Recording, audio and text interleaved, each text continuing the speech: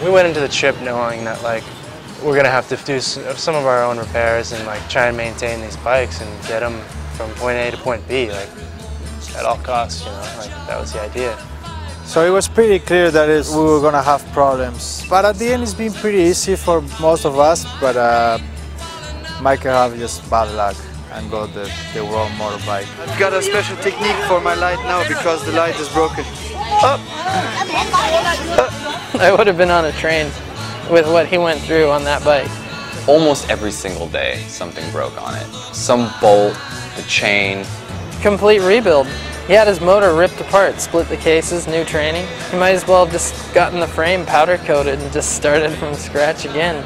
By the time we got to the middle of the country, we were all just like, man, that dude needs to get a new bike, man. No more brake. The brake is gone. And also, like, just being near his bike on the road, like going and like looking at it and just looking at the whole thing shaking, I was like, I gotta get out of here, and I just hit the gas. He was a pretty thrill-seeking rider in addition to his bike just being held together with duct tape. Heading from Da Nang, we decided to go inland again just to avoid the one, and we headed up through the Central Highlands. With the amount of concentration that you need, it's just like a really insane video game where every day was like a different level, you know? Some days was like the pothole level. Today's the mountain pothole level. Yesterday was like the traffic level with buses. Then there's like chicken levels. Today's the dog and pothole level. I've never been more afraid of like a puppy. When you see an animal like coming at you in distance, like my hand goes on the brake, my foot goes on the brake, and I'm just ready. And like the animals were crazy. The animals almost killed me like a few times.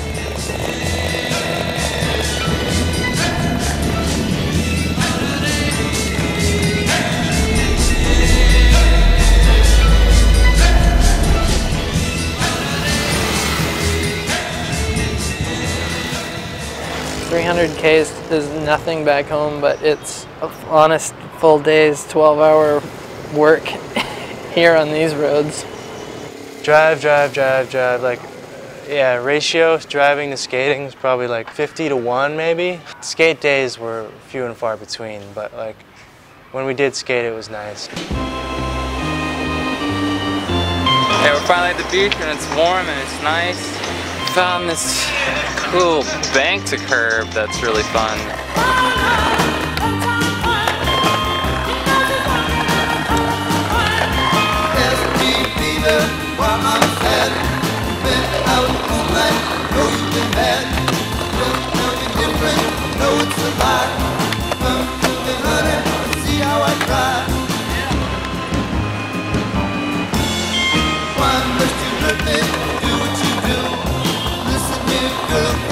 I love you. Make a little effort, try to be true. I will be happy, that's so blue.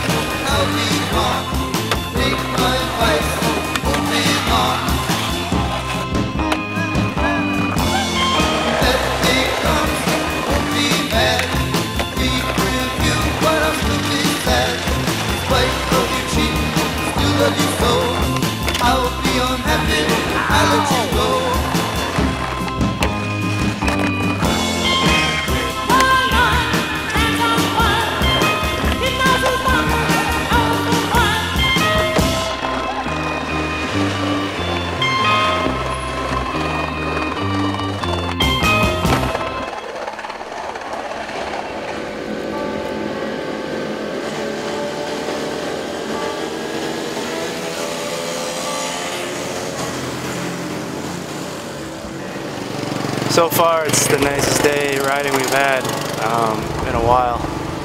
It's just all super windy mountain roads and awesome scenery.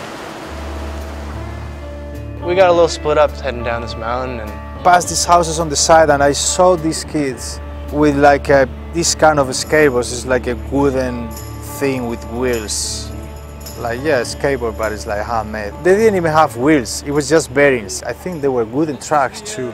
Everything was like prehistoric. So I took my skateboard and it's like, hey, I'm a skater too. Let's skate together. man, I wish there was footage of this. Seriously, like we got split up, so there was like no footage. But it seriously looked like they had invented the skateboard. Like in their minds, like it didn't look like they had never seen one before or something. And they just like someone else does this, you know? Like, wow, you're one of us. I wish we could have hung out there longer. That's one of the drawbacks to like being on a trip like this. We're just like on this mission to get to the next city, and it's like it's really hard to stop and spend time anywhere. It felt like we were trying to keep the trip going for as long as we could, because once we got to Ho Chi Minh, that's the end of the line. We're not on the road anymore. We're not moving around.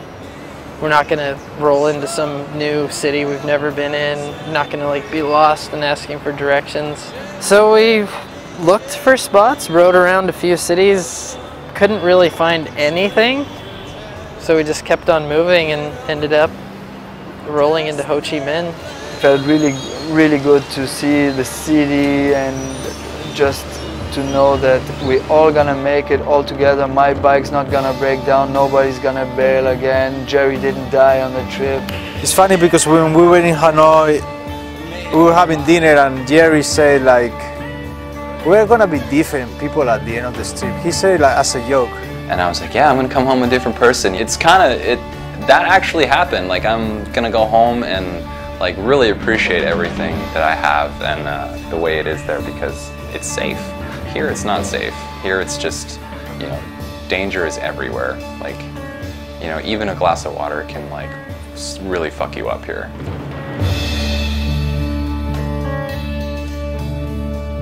Lord.